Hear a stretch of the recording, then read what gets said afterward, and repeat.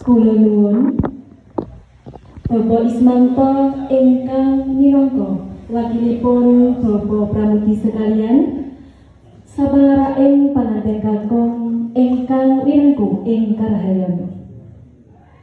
Kula ingkang kautus kapiji habagiri Bapak Dia sekalian, keparengna kula ngaturaken pambagi wilujeng rawuh panjenengan sapangarahing panganten kakung ing tresna pawiwahan mriki. Sasampunipun rawuh panjenengan sapangombyo, kula tampi kanthi pambagi wilujeng.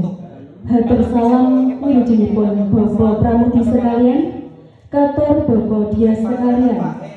Kula tampi kanthi pingahing manah lan mangke badhe kula aturaken dhumateng ingkang wajib harampi. Kasawangsulipun Bapak Dia sekalian ugi ngaturaken salam wilujengipun mugi kaaturna Bapak Pramudi sekalian. Menggah pasrah panjenengan panganten kakung pun bagus Bero Santoso ingkang sampun kasuwunaken hangema Roro Ayu Suci dados jatuh kramanipun Bagus Bero Santoso ngantos tumekeng muri ugi kula tampi.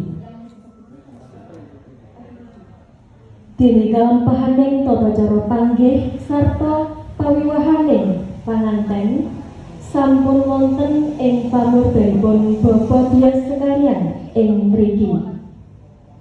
Hing salajengipun panjenengan sapangombyon pangarahing panganten kakung kula suwun lenggah dados tamu hemistreni sarta paring tambahing pangestu ngantos paripurna kanthi suka renaning panggalih. Wasana tumrap kirang jangkeping panampi kula ing bab tata basa parama sastra menapa dene Subasita kula tansah nyuwun agunging pangaksana. Nuwun. Iki atau panampi, Pak ya? Panampi, nggih. Panampi. Oh, kira termasuk. Terus apa dong?